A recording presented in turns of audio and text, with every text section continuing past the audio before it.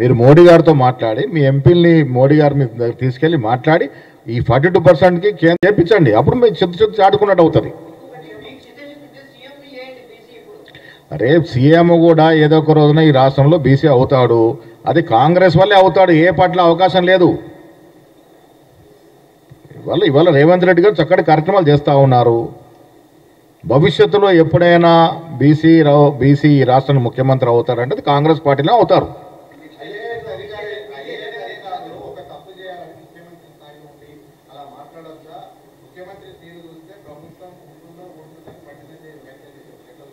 బండి సంజయ్ గారు కేంద్ర మంత్రివర్గంలో ఉండి ఇది సెక్యులర్ స్టేట్లో ఆయన క్యాబినెట్, సెక్యులర్ స్టేట్ భారతదేశం, సెక్యులర్ స్టేట్లో ఆయన ఒక మంత్రిగా ఉండి ముస్లిం గురించి ఇష్టం వచ్చినట్టు మాట్లాడుతూ ఉన్నారు. అలా మాట్లాడొచ్చునా? ముఖ్యమంత్రి ఐఏఎస్ గురించి ఎక్కడ తప్పుగా మాట్లాడలేదు. దీన్ని మసిపూసి మారడిగా చేసే ప్రయత్నం చేస్తూ ఉన్నారు.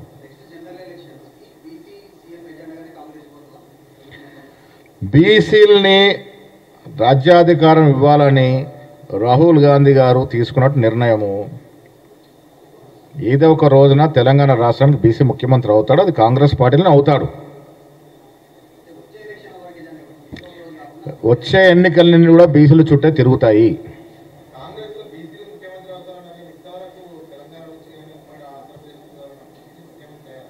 గతంలో కాలేదు కాబట్టి వాళ్ళ రాహుల్ గాంధీ ఆ స్లోగన్ తీసుకున్నారు కాబట్టి భవిష్యత్తులో అవకాశం వచ్చినప్పుడు బీసీ ముఖ్యమంత్రి రాష్ట్రంలో అవుతాడు. ఇవాళ ఈ 5 ఏళ్ళు రేవంత్ రెడ్డి గారు ముఖ్యమంత్రిగా కొనసాగుతారు. వచ్చే రోజుల్లో ఈ అవకాశం కాంగ్రెస్ పార్టీలో ఉంటుంది.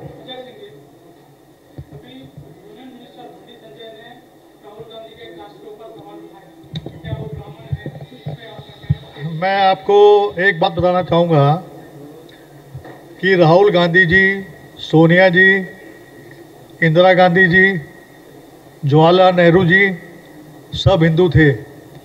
और दूसरी बात मैं आपको बताना चाहूँगा कि महात्मा गांधी जी ने अपना सरनेम एज ए हिंदू वो जो है दिया था और वो एक तरीके से महात्मा गांधी जी के दम तक उस फैमिली से बिलोंग कर